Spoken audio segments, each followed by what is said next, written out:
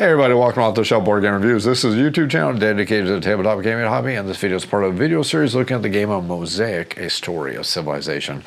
Now, Mosaic, A Story of Civilization is a game for 1 to 6 players.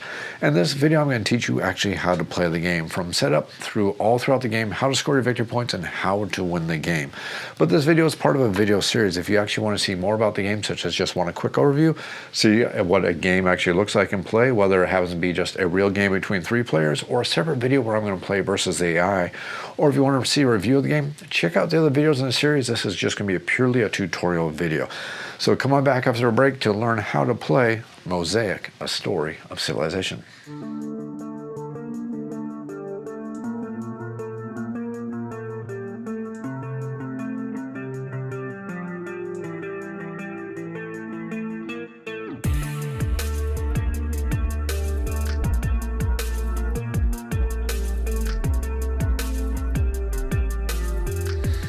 Mosaic, A Story of Civilization is an area control and a set collection game for 1 to 6 players.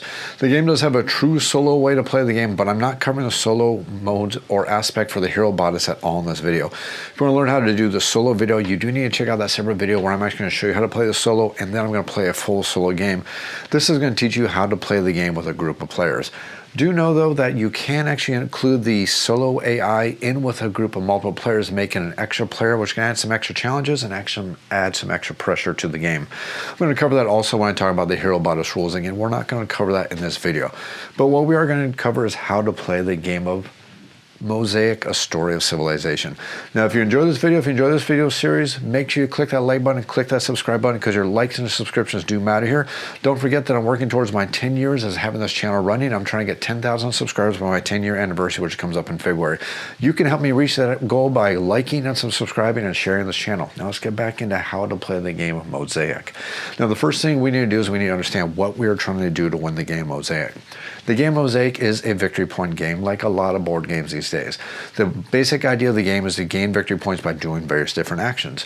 Whoever has the most amount of victory points at the end of the game is going to be the grand winner of the game. Now, in this game, you get victory points in quite a few different ways. You get victory points in various different ways, such as civilization achievements, getting golden ages, figuring out how to complete projects, completing great wonders of the world, building monuments or various different technologies. Additionally, you can gain victory points by doing an area control aspect of the game, because the game does have various different scoring rounds. These scoring rounds are going to occur when these empire scoring cards come out. There are 4 empire scoring cards in the entire game. There's one in every one of the 4 decks of the game. Every time one of these empire scoring cards comes out, we're going to score all of our empires based on influence, whereas the most influence in a specific region is going to score victory points for all of the cities and all of the wonders in that specific region, not just the ones that you control. So not only are you competing for influence for the region, you're also trying to influence other players to build in your specific regions, because you're going to gain victory points for those specific circumstances.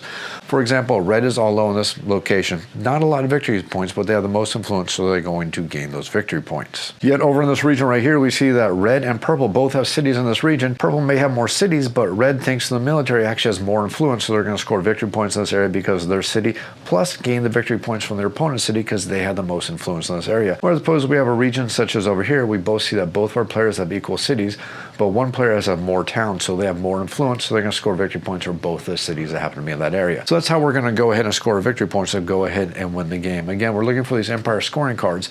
The way the game is going to come to an end is if once we have revealed 3 empire scoring cards, remember there's only 1 in every one of the 4 decks. If the 4th one ever comes out, is completely ignored. We only score the first 3 empire scoring cards. The other way the game is going to come to an end is if we manage to empty out all 9 of our civilization achievements and all 9 of our golden ages, or if we happen to get rid of all of our wonders, get all the wonders built on the board. Really hard for that to happen. Basically, once 2 of those 3 stacks are emptied, that is also going to bring about the end game. So once the second stack is empty, we're going to score as if an empire scoring card has been drawn, and as a matter of fact, we can actually score from that way, plus to get the empire scoring cards on top of it. So be careful how that works. Just remember, you can never score more than 3 of the empire scoring cards, but every time we manage to bring about the end game trigger, because because we emptied 2 of the 3 stacks between the civilization achievements, the golden ages, and the wonders. Those will also score, and of course we get the empire scoring cards on top of that. But again, I must emphasize, you can never score a 4th empire scoring card. If a 4th empire scoring card ever comes up for any reason, it's going to be completely ignored. Additionally, once the end game trigger has been triggered for the game, you will finish the current round, and then we will play 1 more complete round, ensuring that every single player at the table gets an equal amount of rounds. Once that final round has occurred, then we're going to go back and score the game for additional things that we have. I'll cover that when we get to that point, but just understand that we had an additional scoring round once the game is over, and then whoever has the most amount of victory points is going to be the grand winner of the game of Mosaic, A Story of Civilization. At the start of the game, every single player is going to get a player board. Now, while every single one of these player boards does list a nation, and it does come with a specific color, and those colors do match the nations on the board, do understand you're not required to start in those specific areas. It's purely for cosmetic purposes only. While it's kind of cool to make your player board match your starting location, you definitely do not have to do it. So don't try to force yourself to do it or think you're being pigeonholed, because you're not required to do it. It's purely for cosmetic purposes only. But like I said, every single player is going to start with a player board. On their player board, they're going to be able to track the amount of resources they have. Now, all 5 of those resources are specifically called currency. You have the currency of stone, the currency of food, the currency of ideas, the currency of tax, and the currency of tariff. Now, every one of these trackers will track all the way up to 40 resources. Understand that is not a finite supply. You can go past that if you manage to do so. You probably wasted turns, to be perfectly honest, when we're talking about strategy. There's really no reason to go that high on the income tracks. Nothing's stopping you, but there's probably not going to anything stop you from losing that game as well. Let's get back onto our player board. Next up, we're going to start with 5 of our single population. Population is used for building cities. It's a very strong resource. It's also one of the currencies. I want to be very specific, though. It is not one of the basic 5 currencies. Don't confuse yourself. Even though population is spent like a currency, it is not one of our 5 basic currencies. Additionally, on your player board, you're going to have a slot to place all your unique trade goods. Now, you got multiple slots for unique trade goods. If you get multiple trade goods of the same kind, you're going to stack them up in the same location. But as you get unique trade goods, you're going to place them in every single one of these slots. So again, duplicate trade goods, we simply stack them on top.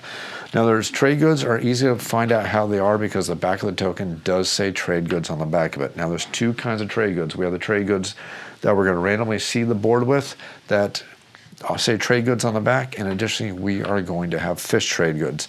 Now, fish trade goods do not say trade goods on the back, but they are also a trade good. Don't confuse yourself when you're playing the game. Both of these are trade goods, the fish and the trade goods themselves. But again, we're going to stack all of our unique trade goods right there. Why is that important? It's going to be very important for trading or for tariffing and also for taxing. It's also going to be important for various cards that can come out in the game. So pay attention. It's usually looking for unique. If you have multiples of the same kind, they're basically worthless, but they could be a very good denial tactic as you're playing the game to take those resources away from other players. Basics of the player board are pretty easy beyond that. We're just going to adjust the amount of income we get for production. Again, these are going to be used for tracking production, and then our amount of income we have is usually going to be kept up here. We're going to keep things such as food, our ideas, our stone, and also our population that we're used for working and various different things, and also for our money. Now, money is very good because money is basically a wild card resource. Any 2 money can be traded for 1 stone, 1 food, or 1 idea. Money cannot be used for population. That's one important thing to understand. So if you have 2 money, you effectively have 1 stone, 1 food, or 1 idea, but it can never be used for population. The way to increase your population is by buying population cards with food or with money, because again, money can be used for food. Very important distinction. But that's basically how the player board works. Just make sure you understand that every single player is going to start with 0 production. That's going to be modified by the leader we're going to take, possibly, and every single player starts with 5 population. That's all we start with. Let's move on to setting up the board itself. Before we go any further, make sure when you go through your trade goods, find the trade good that actually has a question mark on the back of it. This is not going to be part of our setup. This question mark trade good is specifically tied to a technology card in the game.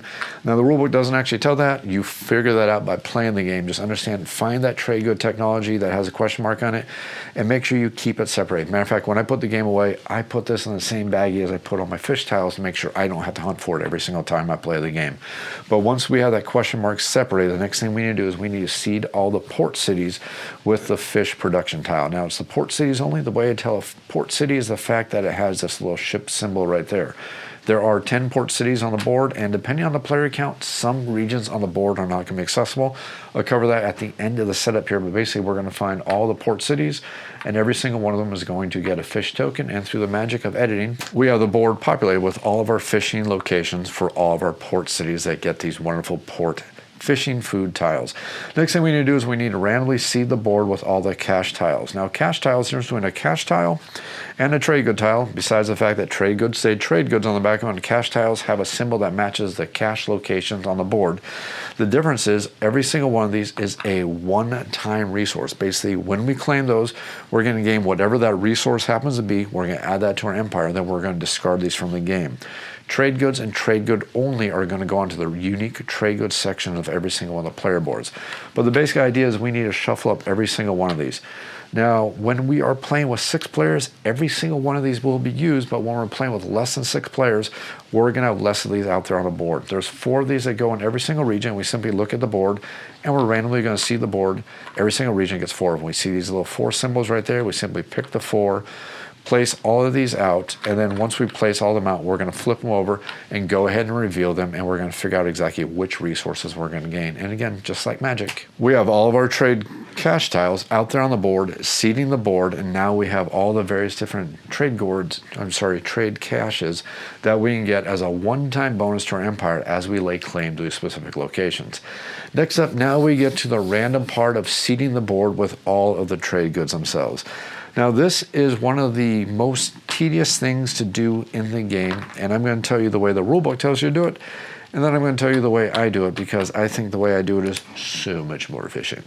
Way, way, way more efficient, because there are 170 of these that we are going to seed out on the board.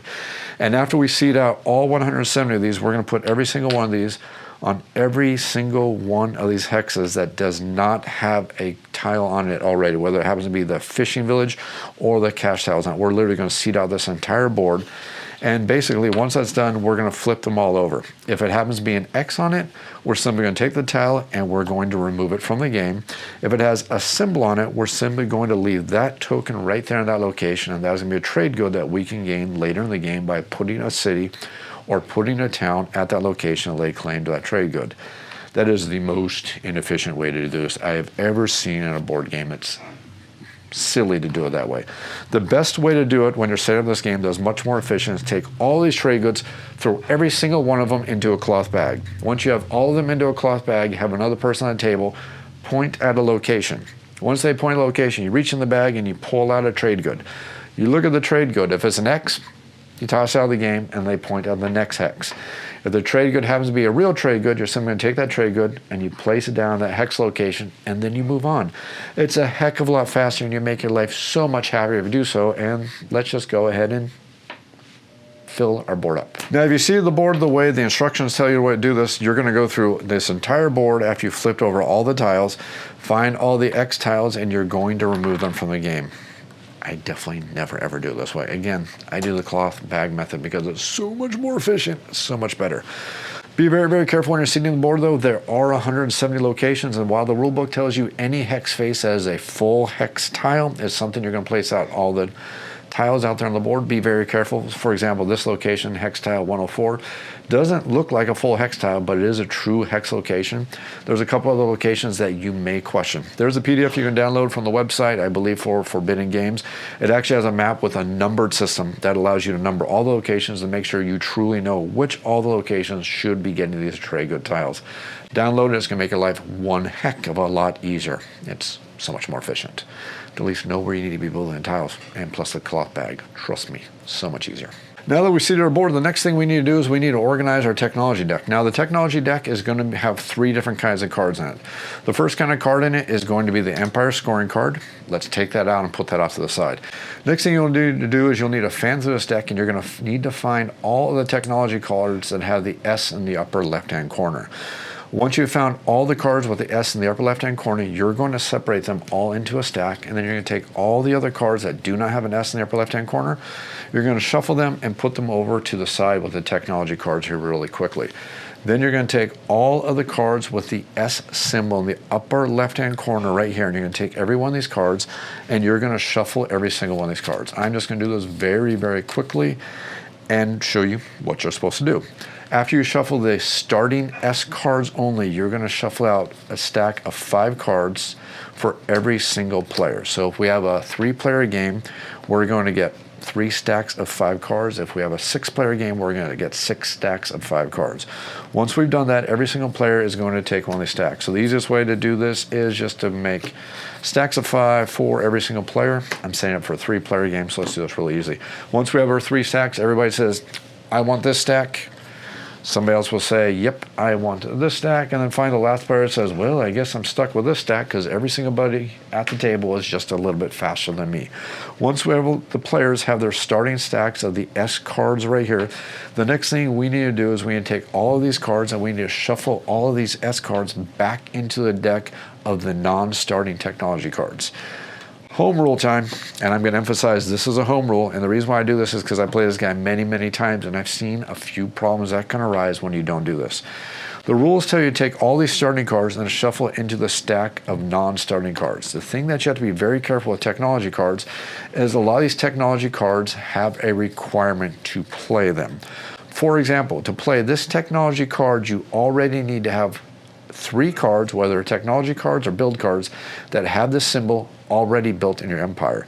If this card happens to be out like this right here, it is going to take up one of the technology row slots, and if nobody can afford to buy it, it's basically a dead slot. Nobody can use it.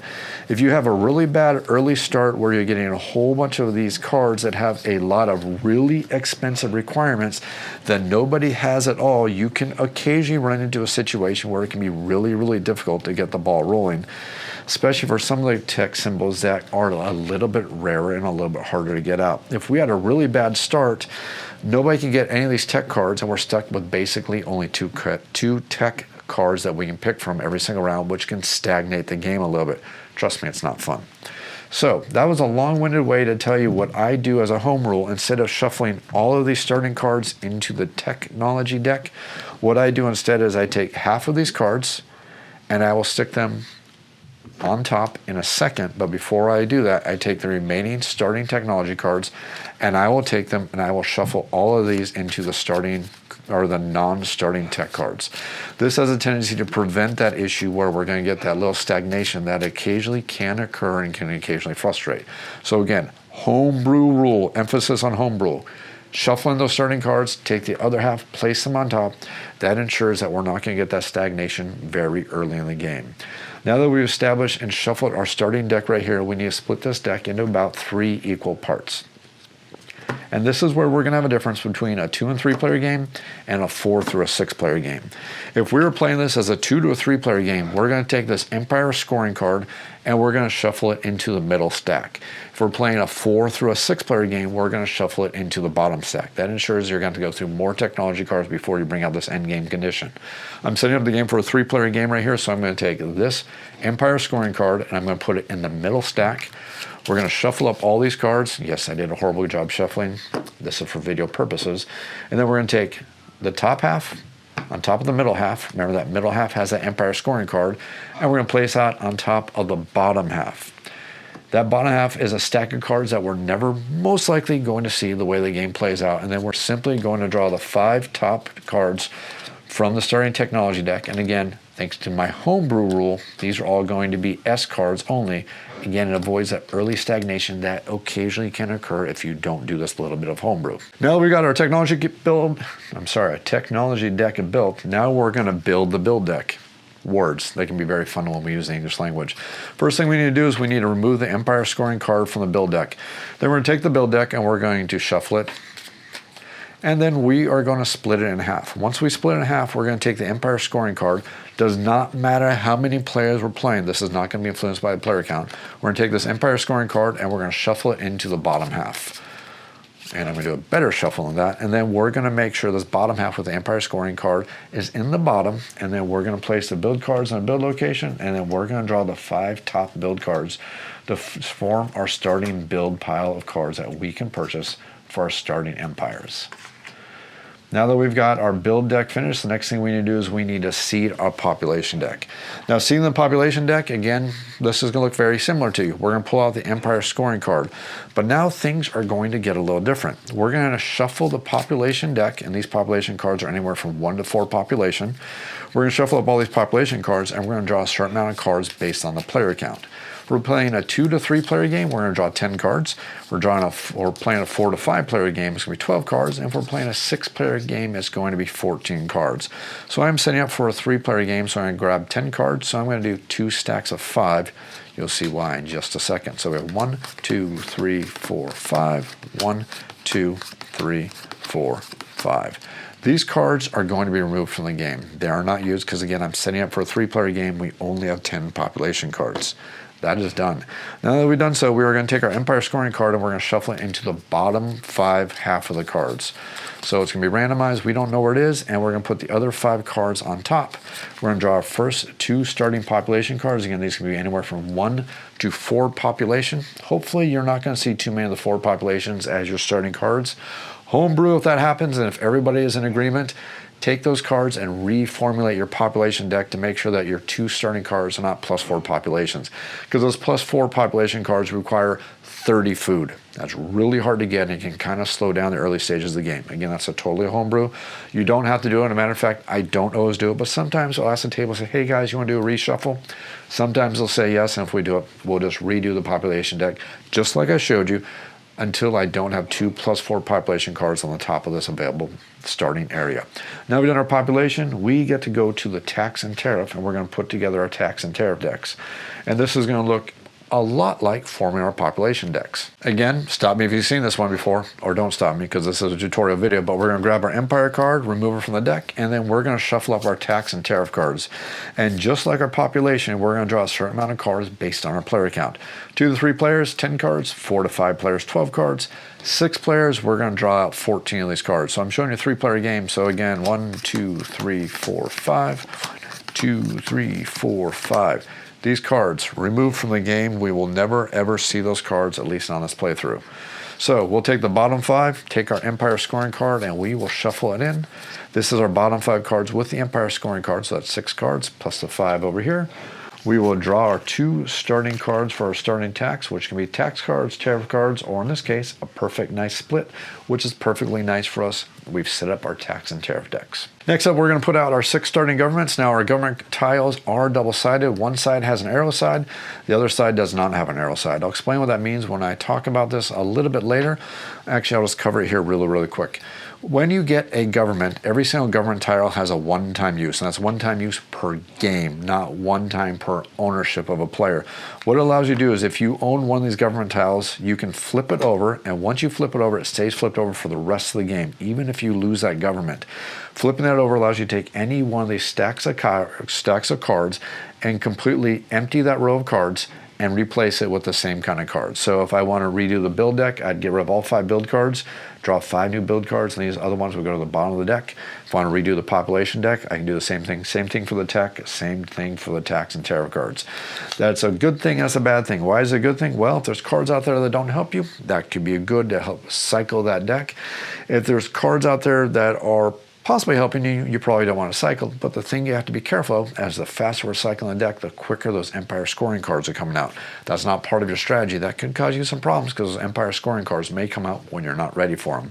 But again, we have 6 governments. That means we can do this 6 times, assuming all 6 of our governments are selected for the game that we're playing. After we have our 6 governments, the next thing we're going to do is make sure we include all 9 of our wonders, all 9 of our golden ages, and all 9 of these golden ages are always used. Every single one of the golden ages represents one of the pillars of society. And basically, they're going to give us victory points, and they're going to give us various different things if we manage to complete getting 6 matching symbols for the specific pillar that matches that specific golden age. After we have done so, now we're going to take all 15 of the civilization achievement tiles, we're going to shuffle them up, and we are going to take 9 of them only. So that means 6 of them are not going to be played in every single game. I'm going to do this easy. Just take the top 6 and remove them from the game. Now, these tiles are played face up, and players are free to go through these at any time if you want to put them on the civilization achievement section. or if you're trying to be worried about board space. But the other better way to do this is just take all these out and lay them out across the board in a way that all the players can see them, because these are the achievements that are going to be available in this game playthrough, and they're available to all the players. And the best way to remember how to do this is 9 wonders, 9 golden ages, 9 civilization achievements, and of course, 6 governments. So once we have that set up, we're pretty much done with the setup. Now let's go ahead and do the more fun for individual empires. Next up, we need to figure out who is going to be the starting player, and the starting player is going to get the starting player token. Once a player gets a starting player token, this is never going to move, and that's very important, because I know in a lot of civilization style games or these kind of games, the player order for the first player is going to shift at the end of every single round. That does not happen in this game. Whoever gets a starting player token gets to keep it for the entire game. That's going to be very important when we bring about the end game condition. But we randomly need to give it to one of the players. Just for simplicity, I'm going to give it to the player up here in the upper left-hand corner because it was easier for me to reach across and do so. Once we've done that, now in reverse player order, starting with the last player in player order, since we go clockwise, that'll be the player right over here. That player gets to take every one of the leader cards, go through the entire stack of leader cards, and pick the leader card that they want to start with. That's going to be the leader that's going to represent their empire. I'm going to do this very, very quickly because I'm not going to explain all the strategies for you. Half of the fun of these games is figuring out the strategies based on the technology cards and everything, and also the board state, which is very important. But let's just do this very quickly. So last player is yellow. They're going to look through all these, and they're going to pick the priestess. Why? Because it fits their strategy. Then in reverse player order, we're going to get the purple. They're going to look through everything and say, wow, I haven't played the engineer in a while, and I think it's going to be fun. Then finally, we're going to go to player 1, who's going to say, I hate you all. I wanted the engineer. Darn it. And then they're going to pick their second favorite, which is going to be the farmer. No, it may not actually work out that way, but I hope that was kind of humorous to watch. At least that was my intent. Now that every single one of our player has the leader that they want to use, we're going to go ahead and we're going to start drafting our starting text for every single one of our players. But it's important to understand, I should cover this right here, right now. When it comes to leaders, some leaders give you powers throughout the game. Some leaders are going to give you powers at the start of the game, and some leaders are going to have something that's going to have a 1x on it. That 1x means it's usable 1 time per game, not 1 time per round. That's going to be very, very important when we look at leaders such as the priestess. The priestess here has this 1x thing, which means it can be used 1 time per game. Because if it wasn't 1 time per game, it was 1 time per round, oh my gosh, this would be abusively powerful. I'll read you exactly what it says. May change ownership of a city owned by an opponent who has 4 or more cities on your turn. Can you imagine if you do that every single round, every time somebody else, especially in a 6-player game, had more than 4 cities, you can go yoink, oh, and yoink, and oh, yoink. Yeah, so if it's the 1x, don't forget that means it's usable 1 time per game. Additionally, every single leader is going to start with a pillar symbol. That pillar symbol, even though it's on your leader, it is part of your technology cards, it's part of your build cards. So if you need one more of those symbols and a symbol happens to be on your leader, it does count. Do not forget that. But beyond that, every leader is going to give you starting resources, possible production, possible powers, and every single leader is definitely going to give you starting one of the pillars of society. Don't forget you have it. And sometimes they're going to give you things like minus unrest, because the priestesses, they're going to help bring peace and calm and rest and happiness to their civilization. It matches. So now that we have every one of our players has managed to pick out their leader, the next thing we are going to do is all of our players are going to draft their technology cards. So the way we're going to draft every one of our technology cards is, remember I said every single player has a starting hand of 5 starting technology cards. Well, every single player is going to look at their starting hand of technology cards, look at the player state of the board, look at their starting leader, and look at all these tech cards in their hand. They're going to take one of these cards, place it face down, take the rest of the cards, and I'm going to pass it to the player on their left. Once that is done for all the players, they're going to take the cards from the player on the right, and now they're going to have 4 cards in their hand. We're going to look at all 4 of these cards. We're going to take one of these cards, we're going to add it to our starting technology deck, and then we're going to take the remaining 3 cards and we're going to pass them to the right. We're going to, pass them to the left, right, left, you know what I mean. We're going to pass them to the left. We're going to keep doing this until we have a hand of 5 technology cards, which means we're going to be handed one final card, which is going to be given to us by a player to the right, which is going to give us our 5th technology card. That's going to be part of our starting hand of technology cards. Now that all our players have our starting hand of 5 technology cards, we're ready to start actually adding our first city onto the board. Now it's very important to understand that when you're adding your first city to the board, the rule book is not very clear on this, but this is definitely how the rules are meant. Generally speaking, whenever you do something called a build action, it's going to allow you to use the holding area. The holding area is going to add money that you can gain along with a tax and tariff action. You only have money that goes into a holding area only when the build action is taken, very specifically the build action. Anytime you gain a city or add a city to the board, using that terminology, does not affect the holding area. Our very first action of placing a city is called placing a city. We're placing, not building, which means we're not doing the build action, so we're not going to get to add money to the holding area. Very important, make sure you don't make that mistake when you're setting up the game. So the way we accomplish this in player order, starting with player number 1, we're simply going to take one of our cities and we're going to place it anywhere on the board. It's very, very important to understand that please don't get headstrong, bold thoughts that you have to place in your starting region that matches your player board. For example, red is Rome. Rome does not have to start in Italy. I can start anywhere else on the board I want. And yes, I understand that I have this board set up as a 4 to 6 player game. I'll explain what that means in just a second. I want to make sure I get all the rules in a good logistic order for all of you. But basically what I'm going to do in player order is I'm going to look at all the different locations and I'm going to place my city out there. One caveat to this, your starting city cannot be a port city. It is not allowed. It has to be a regular city. So that means all these locations with fish, I can't select them. A good tactical strategy is to look at all the cash tiles on the board and try to think about the cash tiles that would be most influential to your strategy. For example, stone is great for building cities. Stone is also great for building wonders. If we go out here and look at ideas, ideas are great for gaining technologies. Ideas are also great for helping us get the build production cities or build production locations, which can be absolutely fantastic for us. So it's very important. Additionally, gaining food can help us get population. So getting those early cash tiles, because they are first come, first serve. Once they're claimed, you gain all those resources and that tile is removed from the game. So think about that very specifically. So following along with that logical thought process, I'm going to take my starting city as this location right here. I'm going to claim this cash tile, which is worth 10 ideas. So I'm going to take this cash tile. It's going to be removed from the game. And then my empire is immediately going to gain 10 ideas, which I'm going to add those onto my resources part of my board. It's an immediate thing I gain right here and right now. So again, in player order, now we're going to move over to the purple player, and they're going to look at everything I have out there. Look at their leader. Think about the resources they're going to start with. So if we look here at the purple player, we can see that we're going to start with 10 stone. We're going to start with 10 money. We're going to start with stone production and 3 idea production. This to me almost screams for starting at looking at possibly doing a great wonder strategy or tactic as we're playing the game. So it's something to think about. So thinking about that, what I could do, knowing what I'm going to start with, I can look out here and claim this 10 stone. Again, even though I'm the Assyrian Empire, I'm not starting in Assyria. I'm starting all the way over here in Rome.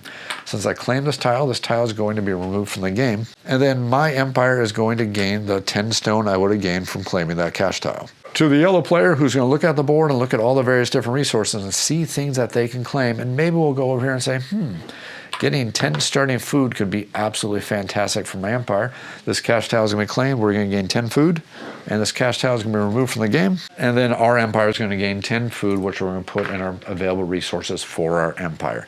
Now that all our players have put out their starting cities, players are now going to look at their leader and claim all the resources they claim or gain for the leader. So for example, over here on the purple player, we see that we're the engineer. We're going to start with 10 stone, and we're also going to start with 10 money. So we're going to take 10 stone, and that's going to be added to the 10 stone we already have, putting us at 20 stone. And then plus we're going to take 10 money. Not a bad start for us at all. Also, we see that we're going to start with plus 5 on our stone production. Place our 5 stone production all the way up to 5, and we're going to start with 3 idea production. Starting with 3 idea production. That's all of our leaders going to give us, except for that symbol that we're going to get, which is going to be part of our empire. Please don't forget that it's part of our empire. And also notice that we have a special ability down here, and the special ability can be very powerful. It's used throughout the game. It says gain +1 stone production each time you build a city, port, or anytime you build a monetary or a manufacturing town. So it's going to be a power that's going to run for the entire game for this player. So they need to make sure they're monitoring that ability, remembering to use that every single time they do one of those actions. After we play every one of, or gain all the benefits of our leader, we're going to look at our hand of all the technology cards that we happen to have, and we're going to decide if we want to play these technology cards. Now, it's never mandatory to play a technology card. You don't have to play a technology card, and there's certain reasons why you may not want to. Most of these technology cards are kind of a fire and forget effect to them. Basically, once you play them, they're going to give you their benefit at the time that they played. but they're still going to give you their pillars of society. That is always going to be a permanent effect that you're going to have for the rest of the game. How can that be very important? Well, if you go through these and look at some of them, sometimes they'll say things such as gain 1 stone resource for every single one of these symbols that are part of your empire. And I know it's a horrible example. I don't think that card actually exists, but it's a very good thing to understand that could happen. So if I play this card right now and I don't have any of those symbols, I'm not going to get those resources. If I hold on to this card to a later turn when I have about 6 or 7 of these symbols, then I play this card, it's going to give me 6 or 7 of those stones. So it's a good idea to look at all your cards and figure out if it's a good idea to play it now or play it later, because you get the benefit immediately. The only thing that's the ongoing effect is if it specifies an ongoing effect, and of course you get the pillars of society. That's going to give you a permanent bonus, and that's part of your set collection for the game. So finishing up with the purple player, let's just go through our cards here. We're going to see that we're going to play this card, which is going to give us +3 to our idea of production. So our idea of production is going to go from 3 all the way up to 6 for our idea of production. Next card we have is going to be the Citizen Levy card. But if we look at the Citizen Levy card, we can't actually play it yet because it has a requirement. It cannot be played until we have at least one of these symbols in our empire and at least one of these symbols in our empire. Since the only thing we played so far is the alphabet card right here, the only symbol we have is the book, so we cannot play that card at all, so it has to stay in our hand.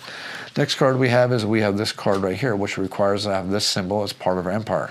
We don't have it in our general or our leader, and we don't have it in our current technology card. So again, we cannot play this card. It has to stay in our hand. Next card we have is going to be the Arch. It says gain 1 population and gain 2 to our idea of production. So our idea of production is going to go from 6 all the way up to 8, and then we're going to gain 1 population. We're simply out of the population, and since this card is now played, we're simply going to put it in our tableau, and it's going to start working towards the symbols that we have. Then finally, we have the card of fishing. Fishing is going to give us +3 to our food production, and we're going to gain 1 fish trade good from the board. So that's probably a good one to play right now. We're going to gain +3 to our food production, going from 0 to 3 production. And then we can look at the board and gain 1 food symbol off the board. Let's just go ahead and, no, let's not take that one.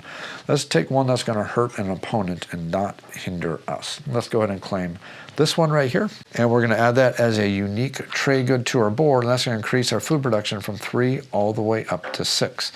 So we have 3 technology cards that are part of our empire, 2 technology cards that are still in our hand, and that's going to be the setup for the purple player. While the purple player is doing this, all the other players are doing the same thing, getting their resources, and now we're pretty much ready to start the game. But we have one caveat that we need to cover, one caveat very, very quickly, and that's going to be for the setup for the board here really, really quick. I've set up the board for a 4, 5, or 6 player game, but when we're playing a 2 or a 3 player game, the board is going to be just a little bit smaller. When we play a 3 player game, Hispania does not exist. So even though we seed the board at the beginning of it, we're going to take all these tokens and we are going to remove all these tokens from the board, and we are basically going to pretend this location does not exist at all. We're basically completely 100% removed from the game. That's for a 3-player game. If we're playing a 2-player game, we're also going to do the same thing for the screen section right here, which is going to be Gaul. Gaul is going to be removed from the game, and we're basically going to pretend these 2 areas do not exist at all. You cannot put cities there, you cannot put locations there, you cannot get trade goods. Effectively, you might as well just in your mind pretend that those parts of the board have been cut out because they do not exist. But that's how we do things when we're playing a 2-player game and a 3-player game. And since we have a 3-player game, let's go ahead and leave things set up basically roughly how it was before. Kind of, at least to the most part. Not too terribly, or roughly how it was before, or at least kind of close. That's set up. Now let's go over how to play the game. Now in the game of Mosaic, players are going to take turns, and on their turn in player order, so in this case we're going to start with the red player in the upper left hand corner because they have the starting player token, but in player order, players are going to take one of the 8 available actions. Once you take the available action, you're going to possibly refill a card row, which happens at the end of your turn. That's very important in case you ever have an action that allows you to take 2 actions at once. You're not going to refill the card row until the end of your turn. But after you take your action, the next player in player order is going to take one of the 8 actions. And there's 8 actions available in the game. The actions are the action of work, which allows you to gain resources. The amount of resources you're going to gain, if you ever forget, it's written down here on the board, but it's the amount of the production of the resource you're trying to gain plus your current population.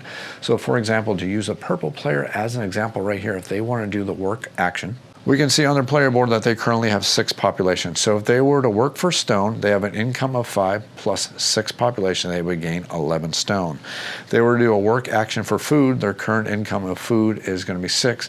6 plus 6 population, they gain 12 food. If they did a work action for ideas, their current income is 8. 8 plus 4, or 8 plus 6 is 14. They gain 14 of the ideas. When you work, you can only work for one of 3 basic currencies, which is going to be stone, food, and ideas. You cannot work for tax, you cannot work for tariff.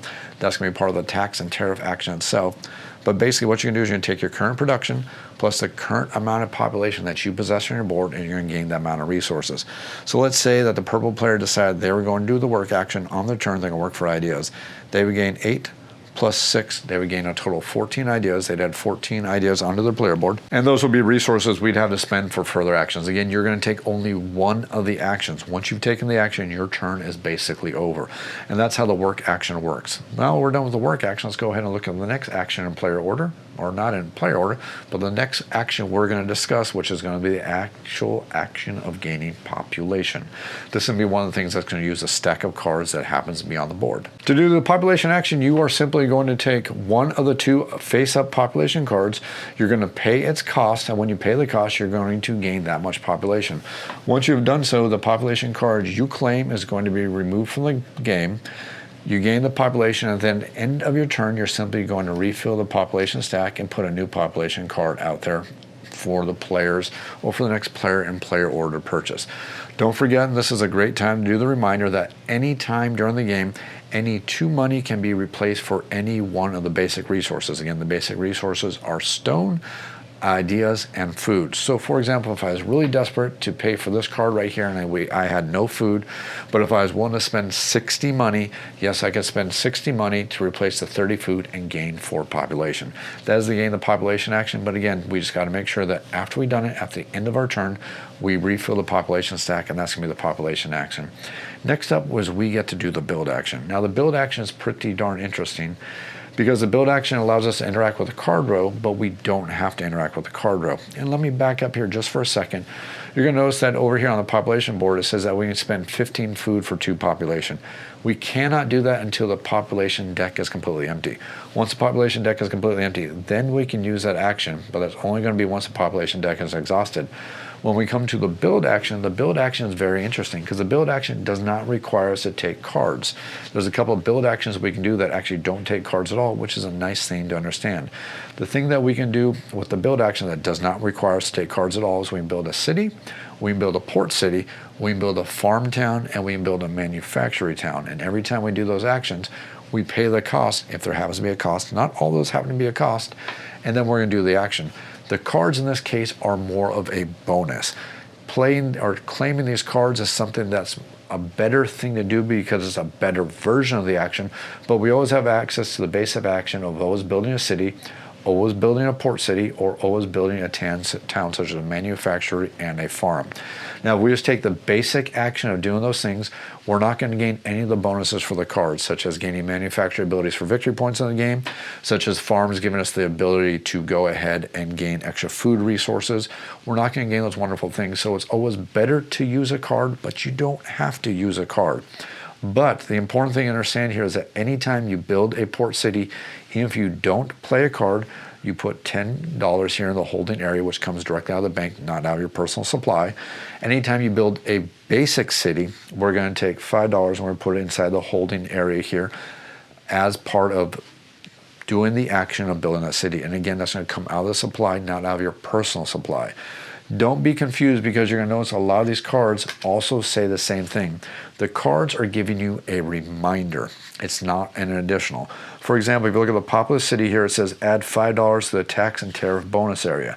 That's not in addition to doing the $5 you do from normal building a city. That's just a reminder on that card specifically to remind you that that is something that's going to happen. Additionally, port cities are going to do the same thing. They're going to tell you to add 10 cards to the holding area. Even though the card says that it's not on top of the $10 from taking the action. Just want to make sure it's very perfectly clear for everybody. It's a reminder when it comes to the cards. But let's go ahead and discuss the build action itself, because building is something you're going to be doing a lot.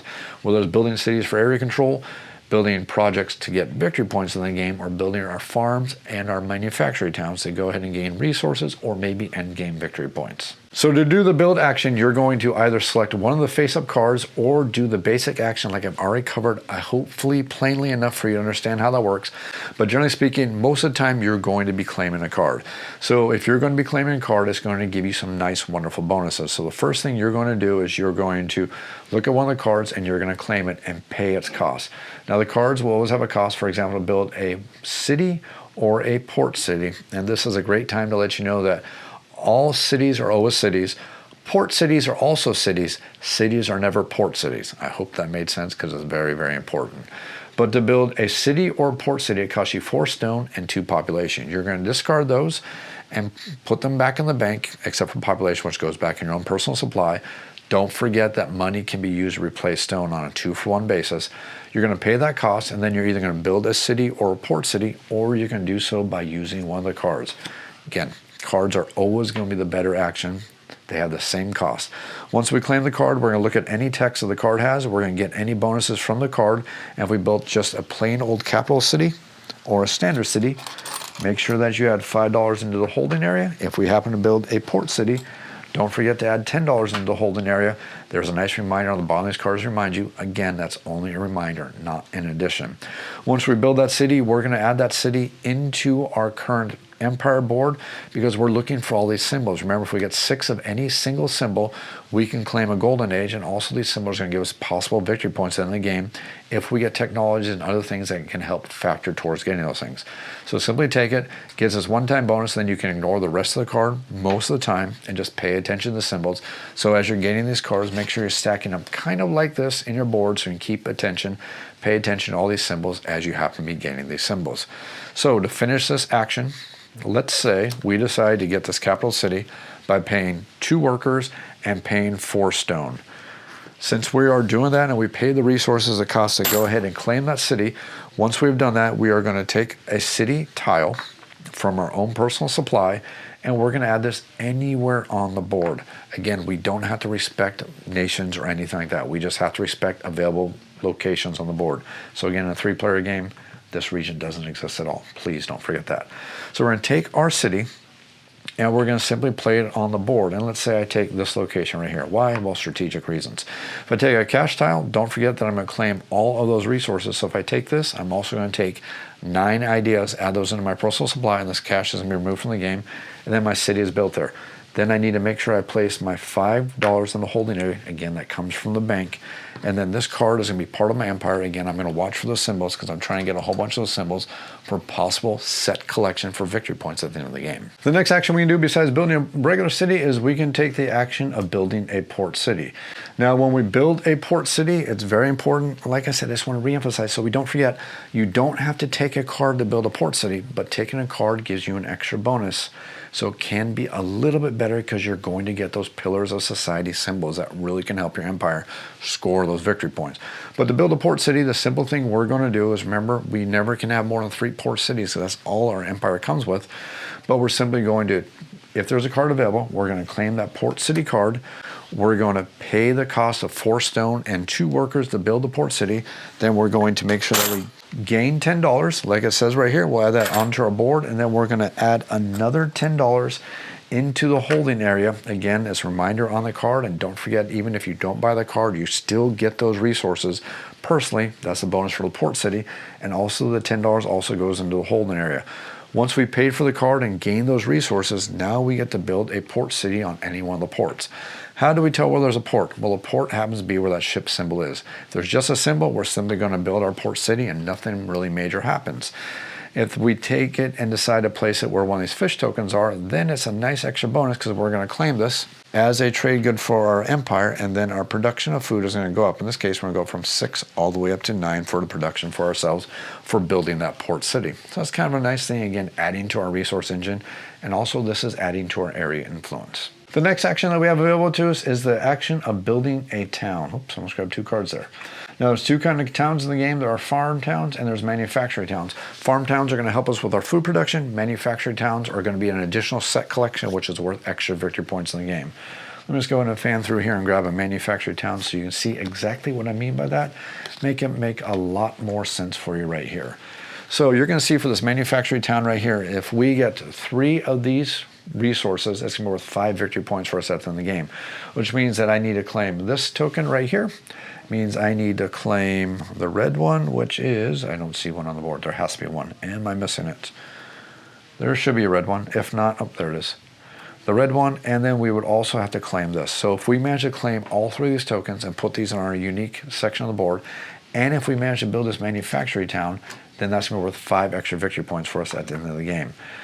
The trick is, and kind of the cool thing when we're building manufacturing towns and when we're building farms, there's no cost to them at all, which is kind of a really cool thing. They're free to build. If you build one without a card, it basically allows you to add your influence and your end-game victory points. If you build them using a card, the card is going to give you some extra resources, some extra benefits, possible victory points. For example, if we decide to build a farm town, this farm town is going to allow us to gain 5 food immediately, and we're going to gain +1 door food production. And don't forget, this symbol could be worth gaining those golden ages and various different things for that set collection. When we build a farm, we're basically going to take this farm, and the thing that we have to do is this farm has to be attached to one of our current cities. Whether it happens to be attached to our city by just directly adjacent to it, or part of it because the city has managed to grow out through lots of distance by different manufactories and different farms being part of it, has to be attached to your current city. So if I were to do so, I could place this farm right here, claim this token, and add that as a unique token to my board, which could be a bonus for me. The nice thing about building cities, like I said, is there's no cost to do so, but it's going to give us area control, majority influence, and possible victory points at the end of the game. After we've done this, if we've claimed a card, we're going to take it. If we did that action of building the farm or the manufactory without claiming a card, again, we're not going to get any extra bonuses. The bonuses only come if we take the card to go along with that action. In this case, we decided to take the card to go along with that action, so life is going to be wonderful for us because we're going to get those extra bonuses, and look, we're adding to our area influence. This is a good thing for us. The final thing we can do is we can build a project. Now, to build a project, there's going to be a cost attached to building a project. And the cost to build a project is always going to be the same as listed on the board if you ever forget. So it costs you 5 stone and 5 ideas to build a project. And again, don't forget, money can also be substituting for that. For example, if I happen to have 3 stone and 3 ideas only, I could spend 3 stone plus, since I'm short 2 stone, I can spend $4 more to cover the stone. And then for the 3 ideas, I can discard 3 ideas. Since I'm short 2 ideas, I can spend $4 more to go ahead and build that project. But when you build a project, you pay the cost, and the project is going to be added to your empire. It's going to give you end-game victory points, other benefits, and it's also going to give you victory points in the game, plus giving those pillars for your society. Projects are very, very easy, but again, they can be worth a decent amount of victory points at the end of the game. So make sure you factor that into your strategies. Again, when your turn is over, make sure you refill the build section so the next player can take their turn. But that is covering the entirety of the build action. Let's go ahead and look at doing wonders. Every single game comes with 9 wonders for it, and all these wonders have different bonuses, different victory points, and are going to do different things for your empire. The wonders are always face up, meaning that any player can peruse through these at any time and go ahead and pick any wonder that they want. And to build a wonder is going to have a cost. The first time you, not total player, but you specifically build a wonder, is going to cost you 20 stone, and it's going to cost you 5 food. That's the basic cost for building the wonder, and then you're going to take the wonder and you're simply going to add it to the board. Find my Stonehenge. Had to find my Stonehenge. You're simply going to take the wonder and you're going to add the wonder to the board in any region that you have at least 1 city. So I have a city here, here, and here. So I can place it in any one of those locations except for a port. Make sure you don't put in a port. Some wonders have to be built in ports, but not all of them. So let's say I'm just going to take this and I'm going to add it here, and we're going to take this and gain 5 food. Because let's say it works out for us. Now we have Stonehenge, which is worth 1 victory point for every 2 population when we get the Stonehenge. Now, if I want to build another wonder, the next time I build it, it's going to cost me 25 stone, and it's going to cost me 10 food.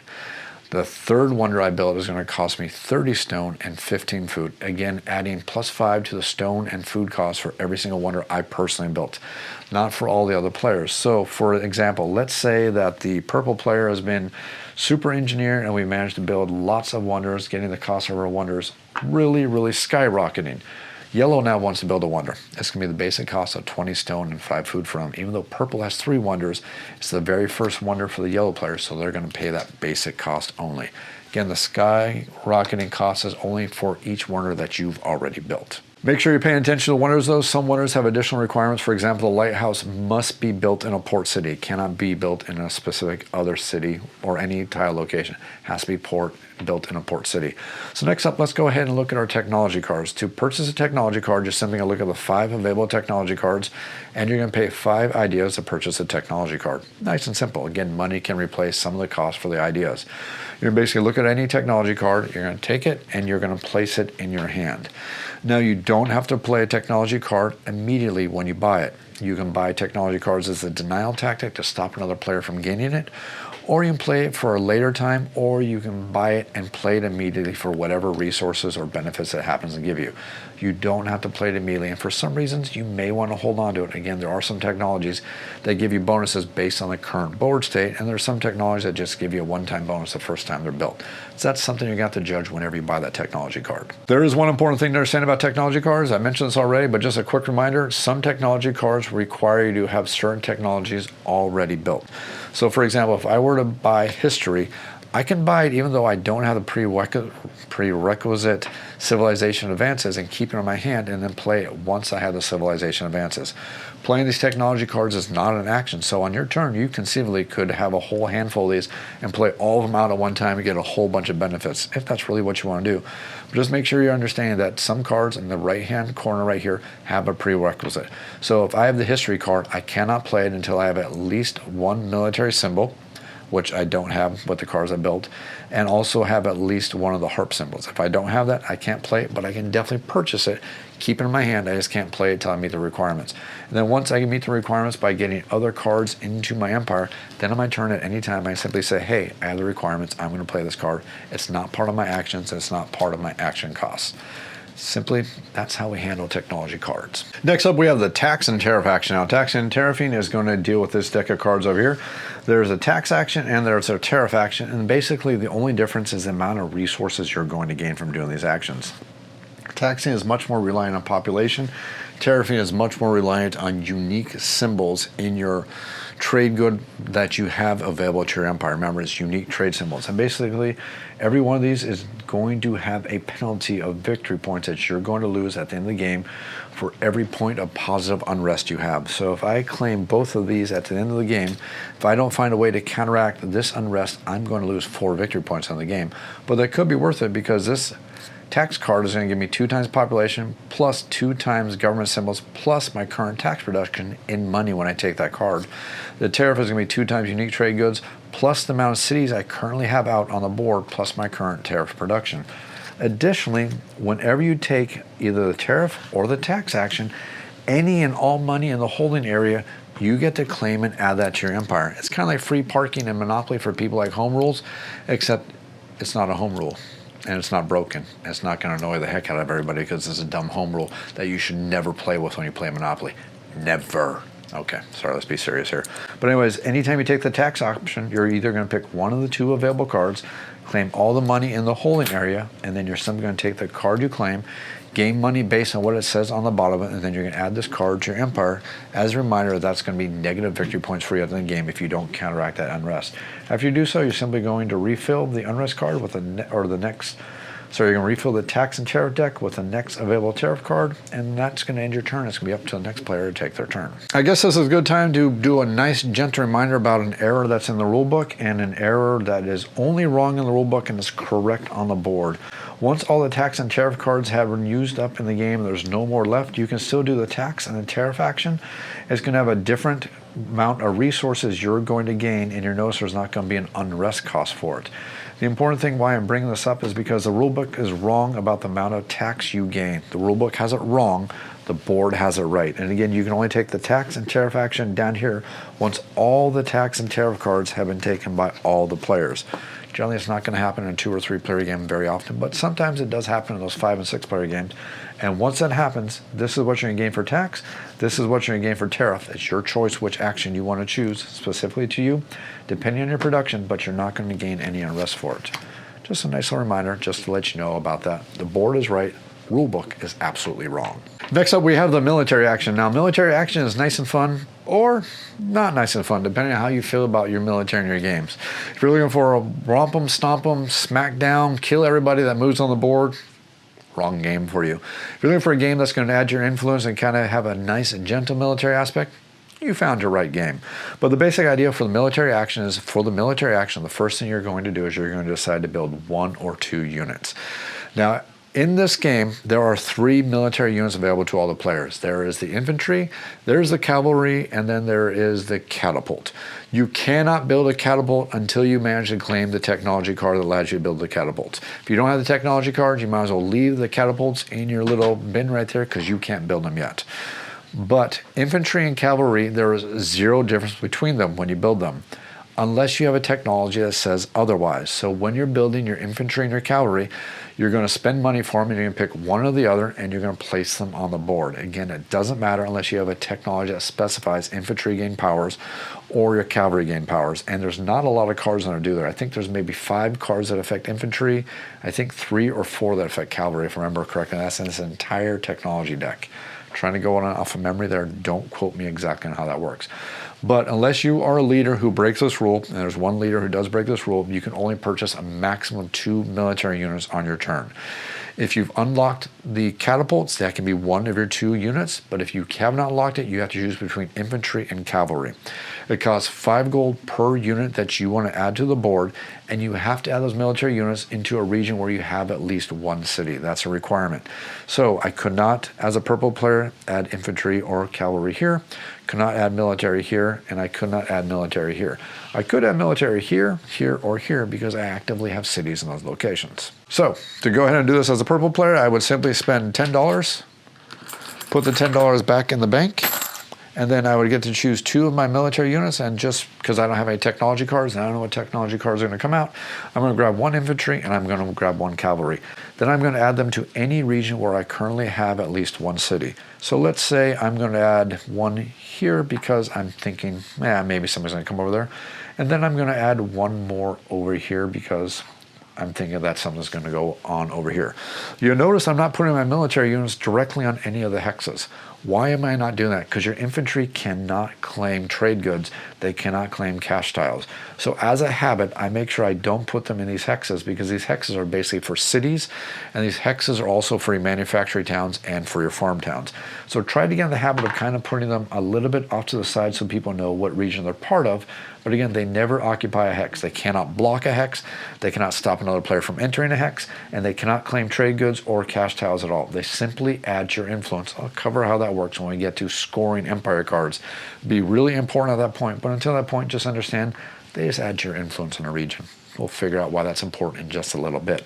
But to finish our military action, once we built our 1 or 2 military units, or there's a technology card that allows you to build 3, and there's also a leader that allows you to build 3, but after you pay that cost, you may spend 1 gold to move a military unit 1 region. So we have to make sure we're respecting the fact of how regions are connected, and basically think of this as a gigantic circle. This region is connected to this region is connected to this region is connected here, and it's also connected to here. This region and this region are not connected, because you notice there are hex tiles, or there's no hexes going between them. So kind of think of the board as a gigantic circle, and I help you understand it. Basically, every single region is usually connected to 2 others, unless you happen to be Italy. Well, if you're Italy, you got 3 neighbors. Well, just got to be something that's a little bit tough for Rome. Rome figured out how to work around it, though. Yeah, and you can probably figure out how to work around it too. So just to cover this very, very quickly, because it's going to be very, very important when you're playing the game, but basically Greece and Egypt are not adjacent. Namibia and Egypt are adjacent. Those are the big things to understand. Everything else is just basically a gigantic circle. But when we decide to move our military units, we're going to spend 1 gold and move them to any region we like to. For example, I can spend 1 gold and move this unit over here. Why would I do that? Well, I now have influence over that region that could be worth 3 victory points. But wait, there's no cities over there. You're right. You'll see how that works when we get to the scoring, when we talk about empire cards in just a minute. Stay tuned, because it's going to be kind of an interesting little strategy to do. The final action we have in the game is going to be the government action. Now, there are 6 governments available in the game, and any government that is currently here in the government stack is free game for any player, even for players who already have a government. You can trade in your governments at any time by paying the cost of a government. Now, all these governments have a cost, and they also have a requirement that you have to have in play in your current tech cards, your current build cards for these symbols to go ahead and get that empire or that government and add it to your empire. For example, to gain the government of the oligarchy, I need to have at least 2 government symbols, one of these symbols, and then I need to spend 15 ideas. And then once I do so, I will gain this government, and it's going to give me bonuses for the rest of the game as long as I control that tile. I can at any time look at the remaining governments on any future turns and say, I think my government is ready to switch to a monarchy. Pay the cost, and then my prior government is going to go back into the available governments for all the other players, because no player can have more than 1 government. Additionally, like I said earlier, every one of these governments can be used 1 time for the entire game, not 1 time per player, but 1 time for the entire game.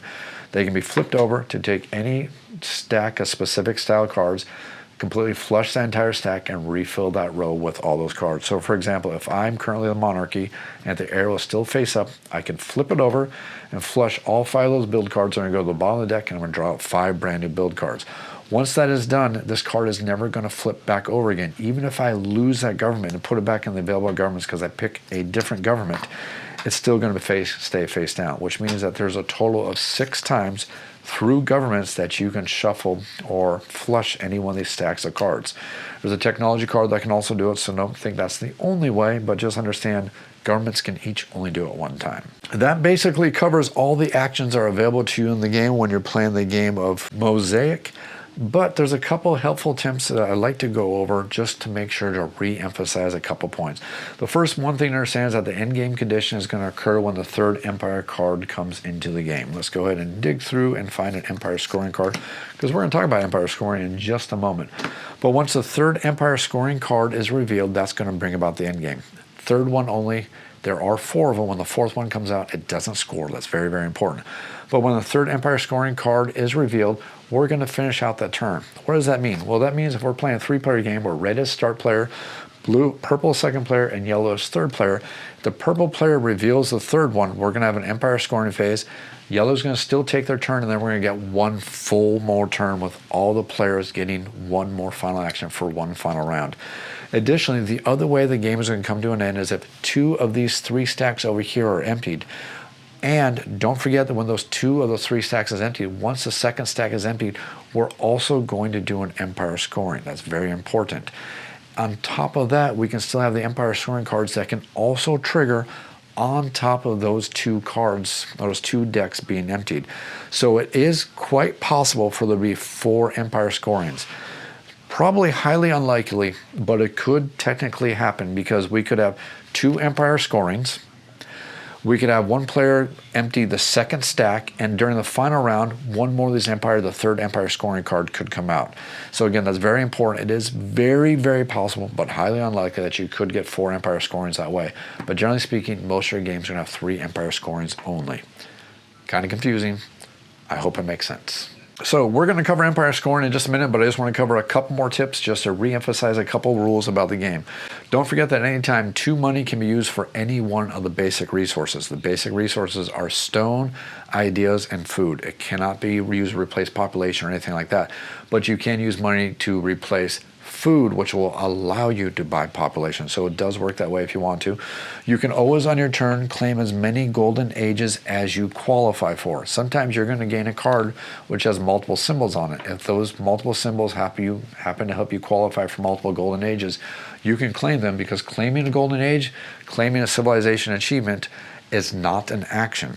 But understand that if you forget to do it on your turn, you're out of luck, because you can only claim those on your turn. So make sure you're paying close attention, because trust me, the other players at the table are definitely going to be paying attention to that. When an empire scoring card is revealed, make sure you remember that the active player must first finish their complete turn, finish their action. So if that empire scoring card comes out, we're not going to pause and do the scoring.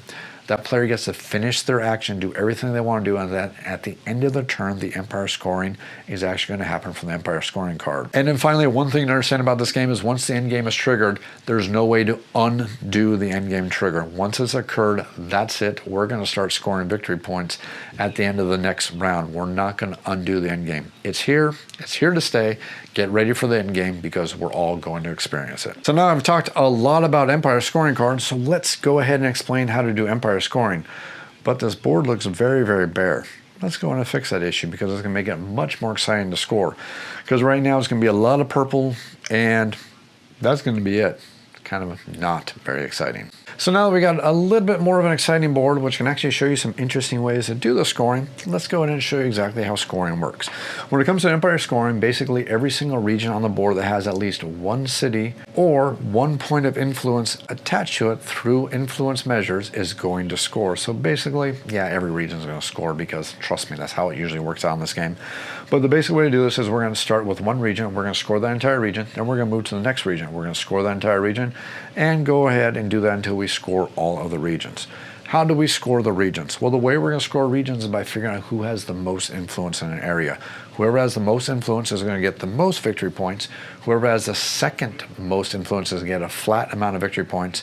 And whoever has the third or more influence, well, they get nothing. Additionally, it's very important to understand about this game when it comes to scoring victory points. For the influence, if there's a tie for first place, both players in first place get the maximum amount of victory points. If there's a tie for second place, nobody in second place gets victory points. Very important. So you never want to tie for second place unless you're doing denial. In this game, you want to tie for first place because that means both of you get the victory points. And that can be a lot of victory points. Let's go ahead and break this down so I can show you exactly how this all works. So the way we're going to do this is we're going to look at a specific region and we're going to count up all the influence that we're going to gain. In a specific region, the way we're going to count up influence is every single city you own is going to give you 2 points of influence. Every wonder you own is going to give you 2 points of influence.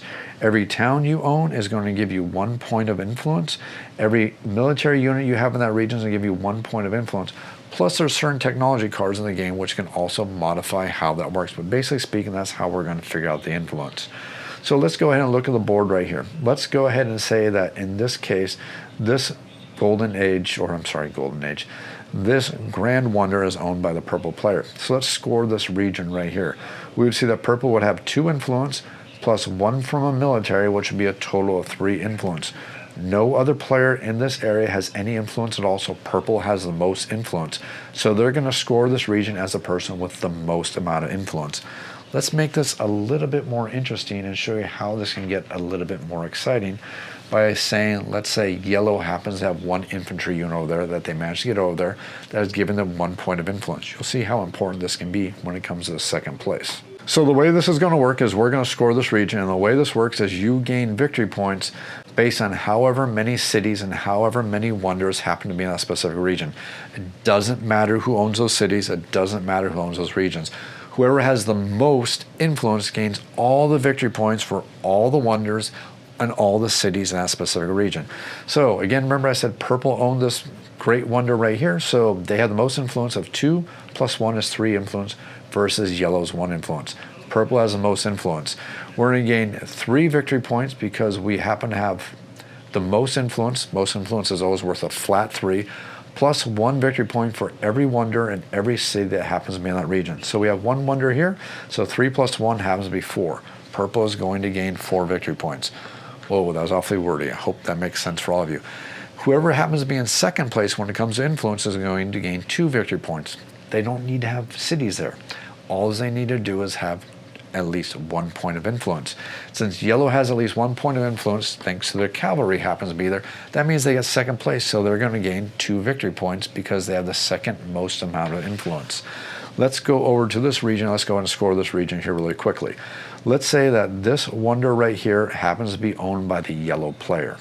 So yellow owns this wonder, purple has a city, and then red has a city, plus they have this military unit. So let's go ahead and figure out the victory points that are going to work here. We see that this is owned by yellow, this is purple, and that's red. So we have 2 for the city, plus 1 for the military unit, is a total of 3 influence. Purple has 2 influence, yellow has 2 influence. So there's a tie for second place for the influence. So red has the most, so they're going to gain the most amount of victory points. So they have the most influence, so it's a flat 3, plus 1 for every city, plus 1 for every wonder. So they're going to gain 3, 4, 5, 6. Red gains 6 victory points. And then second place would gain 2 victory points, but there was a tie for second place for most influence. So since there's a tie for second place, nobody gets anything. So purple and yellow get absolutely nothing when it comes to victory points for this region. Let's go to this region right here. This is kind of basically the same situation, just without the military influence. We see that purple has 2 for a city, plus 1 for every one of their towns. That's a total of 5 influence, versus 2 influence versus 2 influence. Purple has the most amount of influence, so they gain the most amount of victory points. They gained a flat 3, plus 1 for every city, plus 1 for every wonder. So 3 plus 1 plus 1 plus 1 is a total of 6 victory points for the purple player.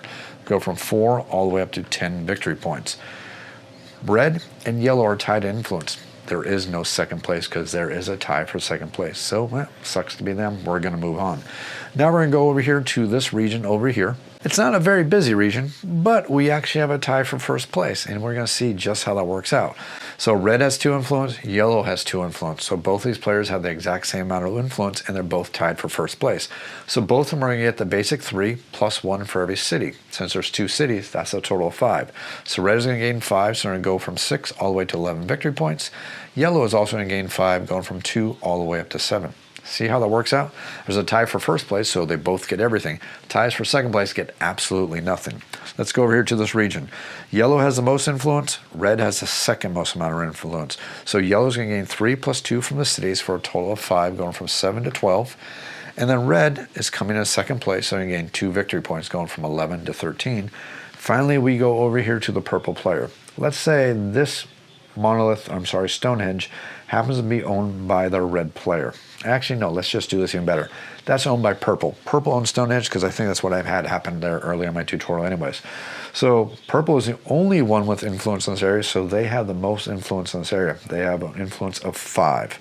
2 plus 2 plus 1 is a total of 5. So let's go and score victory points. We're going to gain 3 for having most influence, plus 1 for every city, plus 1 for every wonder we control. That's going to be a total of 5 victory points.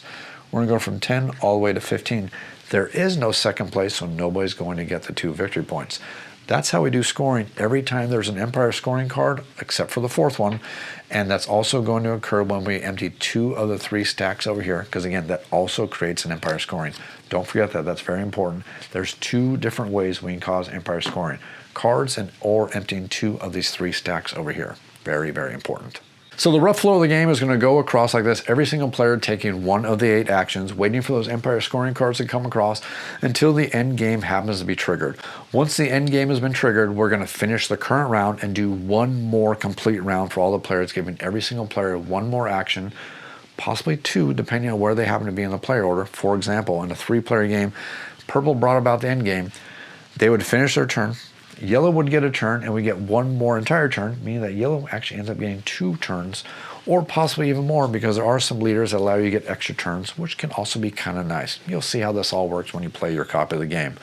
But once we've triggered the end game condition, then we're going to do 1 final scoring, but it's not going to be an Empire scoring. It's going to be based on the current status of the game board itself. After the end game is finished and all the players have taken their final turn, we're going to add up all of our victory points. Every single player is going to gain 2 victory points for every single city they have on the board.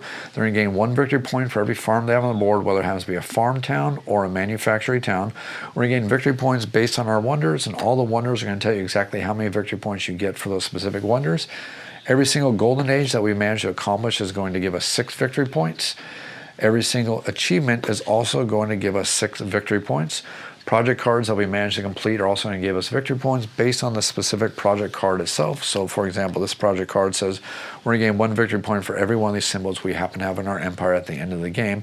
Next up, we're going to have technology cards. Technology cards are either going to give us 2 victory points, 3 victory points, or a specific amount of victory points based on various different things. For example, this one says we're going to gain 1 victory point for every one of these symbols and 2 victory points for every civilization achievement we have at the end of the game.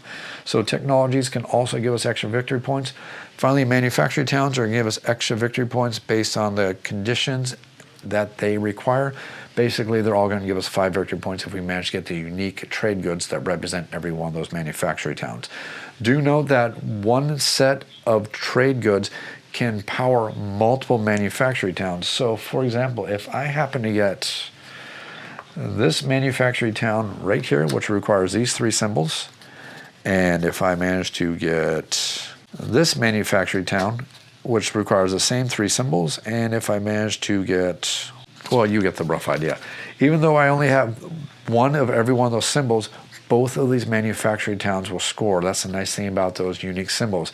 They can work towards powering multiple manufacturing towns. That's really important, and it can be worth a lot of victory points if you play smart and plan for that and do a manufacturing town strategy. It can work out really, really well for you. After we figure that out, we're going to figure out how many victory points we're going to lose based on the total amount of positive unrest. There are ways to counteract unrest. One of the great ways to counteract unrest is you have certain leaders who can counteract unrest, and there are also certain great wonders that can also counteract unrest. Great wonders and things like that are going to give you a minus to your unrest. Taxation is going to give you a positive to your unrest. If your total unrest is a positive, you're going to lose that many victory points. If your total unrest is a negative, well, nothing really happens. After we figure out all those things, players are going to add up all their victory points with all those different things, and whoever has the most amount of victory points is going to be the grand winner of the game. Now, before we close out these videos, there's a couple important, easy to forget things I just want to cover really, really quickly. I think you'll appreciate me covering those.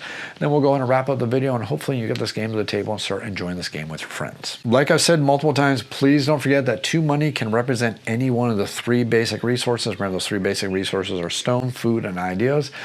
Don't forget that when you're setting up to remove the question mark trade goods, because the question mark trade good is associated with a tech card, and the tech card actually shows you how it works, so I don't need to really explain it to you. You'll figure out when you get it. Every single player starts with 5 technology cards, but you don't have to play those 5 technology cards, those 5 starting technology cards when you get them. You can keep holding on to them, and that can influence your strategies. Additionally, I've already mentioned this earlier, but I had that home rule where I take half of the remaining starting technologies, place them on top of the technology deck. That is a personal home rule. But after playing this game multiple times, it seems to be something that I think is a really good idea, because it can prevent you from having that problem where you have that technology row kind of locked up with technology cards that basically came out at the wrong time. It doesn't always happen, but when it does, I find it to be very frustrating, because there are not a lot of ways to flush these card rows. You may have a different experience than I do, but that's just been a personal thing that I've discovered through playing this game multiple times. Don't forget that only the build action ever adds money into the holding area. Anything that gives you a city or adds a city to the board is not a build action. Please do not add money into the holding area for those things. You only get the money in the holding area from doing the very specific build action. Next up, port cities are always cities when it comes to cards talking about cities, but cities are never port cities. That'll be very important, because certain things will reference cities. Some things will say have 5 cities that score 6 victory points. Well, if 2 of those are port cities and 3 of those are regular cities, remember, a port city is a city, so that would allow you to complete that achievement of 5 cities, gaining the 6 victory points. So remember, you make sure you understand that a port city and a standard city, they are kind of interchangeable when we're talking about port cities. A port city is always a city, but a city is never a port city. Very, very important. Don't forget, there's never going to be more than 3 Empire scoring cards, but that doesn't mean there's only 3 Empire scoring phases. Remember what I explained by emptying 2 of those 3 stacks? It could potentially happen there'd be a 4th, but remember, the 4th Empire scoring card is always ignored. That's something that's very, very important. Sometimes the game is going to reference control. When it specifically is talking about control, not scoring Empire cards, but when it's talking specifically about control, if 2 players are tied for control, neither player has control. That's very, very important. Make sure you understand how that works. Don't forget that some cards have prerequisites that are required before you can play some of those cards. Also, remember that cards give their bonus when they're played, so sometimes it's good to hold on to those cards, because the cards don't have memory. When you play the card, you gain that bonus, and that's the only time that card has the memory of the bonus itself. After that, it's not going to give you the bonus ever again. So make sure you're including that as part of your strategy. Don't forget that once endgame triggers, it cannot be untriggered. Barring certain tech cards, infantry and cavalry are exactly the same. Tech cards will change it up. Don't forget that you cannot build the catapult until you have the tech card that allows you to do so. And don't forget that duplicate trade cards or duplicate trade goods are currently useless. Getting multiples of the same trade good does not help your empire, but it could be a denial tactic. Of course, that might change in future expansions for the game. I don't have access to those expansions, so I don't know what that can influence in the future. Finally, close this out. There is an FAQ you want to download. Also, there is a PDF of the map which shows you all hexes that are really hex tiles, because trust me, I know a lot of people are struggling because some hex tiles just look like they should not be a hex tile. They truly are. Make sure you download that. The FAQ will answer a couple extra questions for you, and there is an official errata for the game. For example, there's one of the city cards which is missing text on it that is supposed to remind you to put the money there. It's an error on the card. Make sure when you're using that build action, you're still going to put the money there. There's the errata from the rule book where the rule book has it wrong about the taxing. The board has it correct, and there's a couple other things. Make sure you download the FAQ. Make sure you download that errata. It's going to make a huge difference for you. I hope you enjoyed this video. I hope you've enjoyed this video series. If you have any comments or questions, make sure you leave them down in the YouTube comments down below. I will do my best to answer those as quickly as I can. You can also feel free to email me off the shelf board game reviews. That is otsbgr@gmail.com. I do my absolute best to answer those emails as quickly as I can. Feel free to support the channel over on Patreon. This channel is 100% sponsor free. Everything you see comes out of my own pocketbook. Just tossing $1 in the tip jar is a fantastic way to say thank you. And not only that, if you are a Patreon backer, you have access to the file I made specifically for this game, which I think is a wonderful aid to help you play the game. If you're a Patreon backer, you can go download that file right now, throw it in your box. I think you're going to thank me once you see that file because it does break down the actions very, very well. And I think it's going to make you playing the game much, much easier. Don't forget, we're going for 10,000 in 10 years. I'm trying to get to 10,000 subscribers in my 10-year anniversary, which is coming up in February. You can help me reach that goal by liking, subscribing, and sharing these videos. As always, thanks for watching.